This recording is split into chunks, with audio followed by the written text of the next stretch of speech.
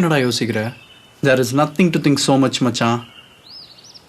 தைரியமா போ. ட்ரஸ்டபிள்ரா. 3 வருஷத்துக்கு முன்னாடி என்ன பார்த்துருக்கல, இப்போ நான் பார்க்குறல்ல. How confident I am because I have taken a right decision. நான் கொடுத்த அட்ரஸ் போய் விசிட் பண்ணு. You will have a personal care from them. எல்லா பேஷண்ட்ஸுக்கும் பர்சனல் கேர் தராங்க. 30 years of proven medical records. All eye care treatment under one roof. அதான் RK I சென்டரோட speciality. My dear children of God, it's my pleasure to be with you all once again for this episode, How to Lead a Life That Would Be Pleasing to the Lord. The past few weeks, we have been dealing on the subject on the importance of the blood, significance of the blood. Through blood, God protects our dignity, God protects our shame, He rewards us. In the last episode, we realized that through blood, God is saving us. That's what we saw, how God saved Israelites from the 10th plague by passing over when they saw the blood on the doorposts. Today, we are going to see the most important chapter in the book of Isaiah, 53rd chapter, where God gives His Son, Jesus Christ, as a propitiation for our sin and also for healing us. So, this we will see in 2 episodes, one from the book of Exodus, where God wants Israelites something for them to escape from the diseases what He inflicted on the Egyptians, and later how God had kept His Son as a propitiation for sin as revealed in Isaiah 53rd chapter. Let us see first Exodus 15th chapter verses 25 and 26. It goes like this. Then Moses cried out to the Lord, and the Lord showed him a piece of wood, threw it into the water, and the water became fit to drink. This is what we are seeing.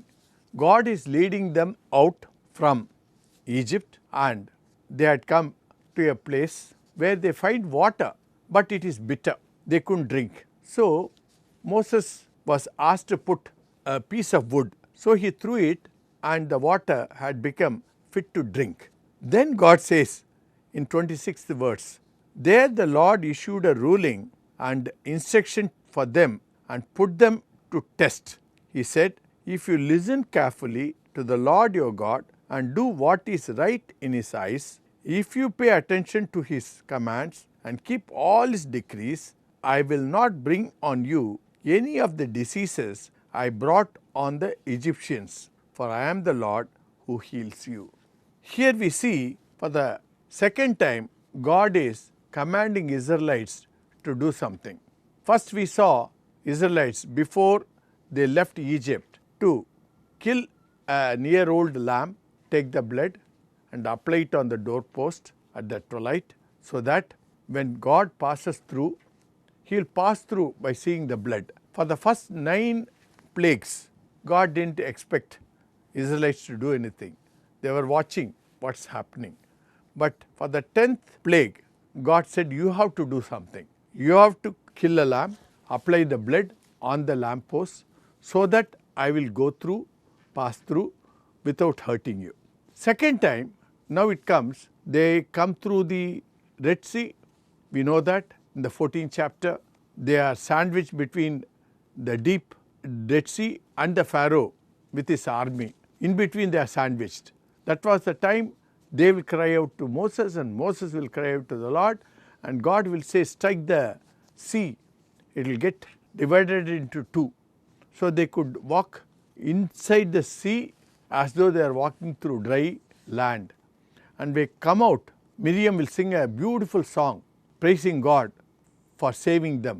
That is how this chapter 15 starts, Exodus. She will sing, you have toppled the Egyptians, you made them to die, everything nice, very nice. But when they come to a place, after coming out they will come to a place called Elim, and they will get a lot of good water also. But later on God wanted to test them. That's what we read. The Lord issued a ruling and instruction for them and put them to test. He said, if you listen carefully to the Lord your God and do what is right in His eyes, if you pay attention to His commands and keep all His decrees, I will not bring on you any of the diseases he brought on Egyptians, for I am the Lord who heals you.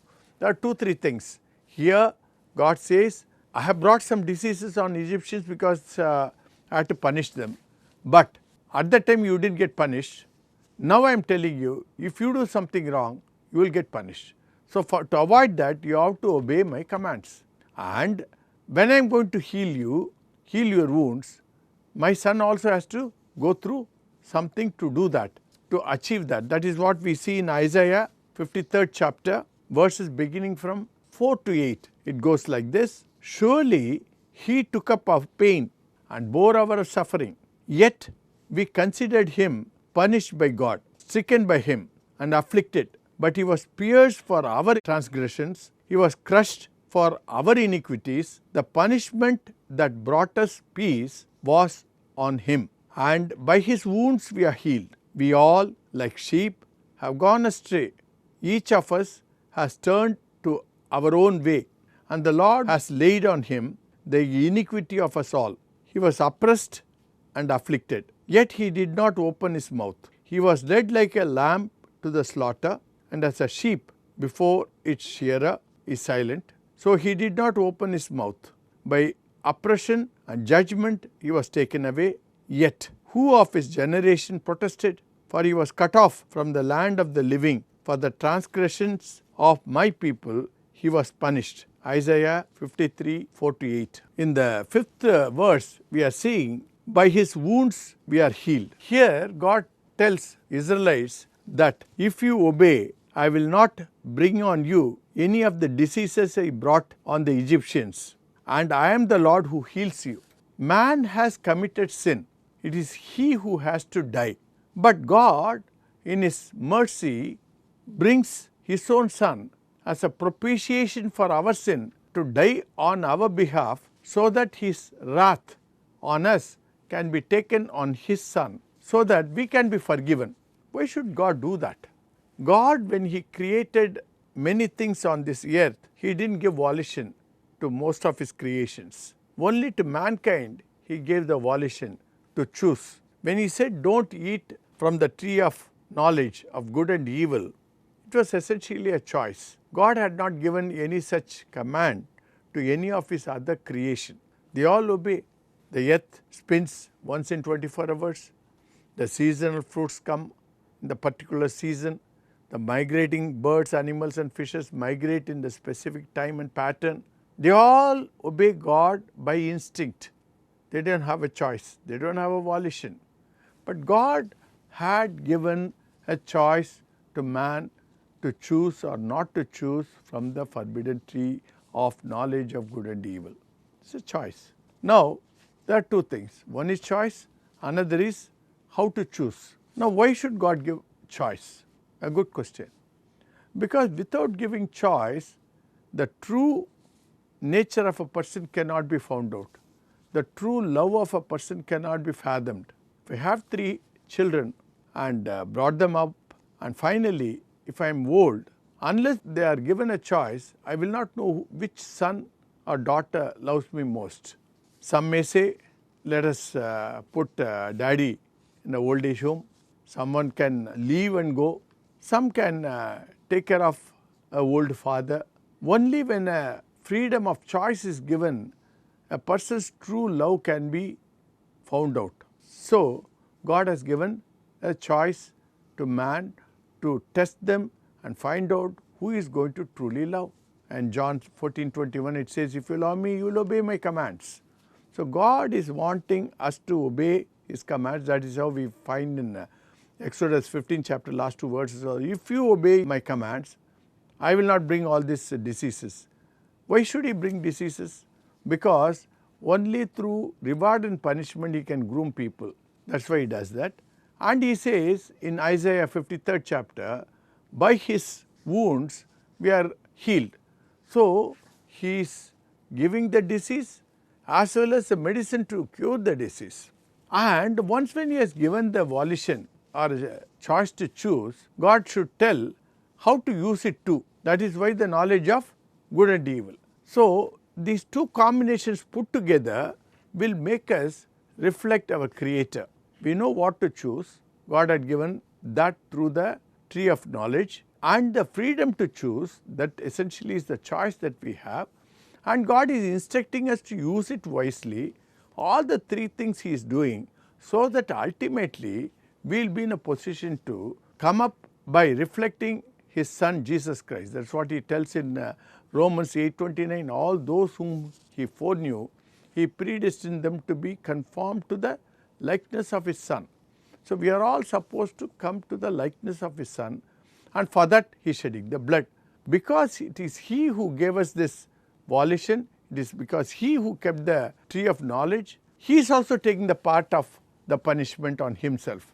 So, my dear children of God, God had done His part, we are supposed to do our part, and when He has shed the blood for the purpose of propitiation, we should take the sin very seriously, and whenever we sin, we should confess and go back and become blameless by repenting. For the other episodes, you can always visit YouTube MM Narendranth or www.divinetruth.asia in the website. Till I meet you again, I take leave. Thank you. Appointment வாங்கிட்டல? வாங்கிட்டேன்க்கா. Hey, why are you getting nervous? Last month Priya குட்டியோட அங்க தான் visit பண்ணேனா. எக்கனாமிக்கல்டா. Insurance கூட claim பண்ணிக்கலாம். Premature babiesல இருந்து old age people வரைக்கும் விசிட் பண்ற ஒரு இடம்.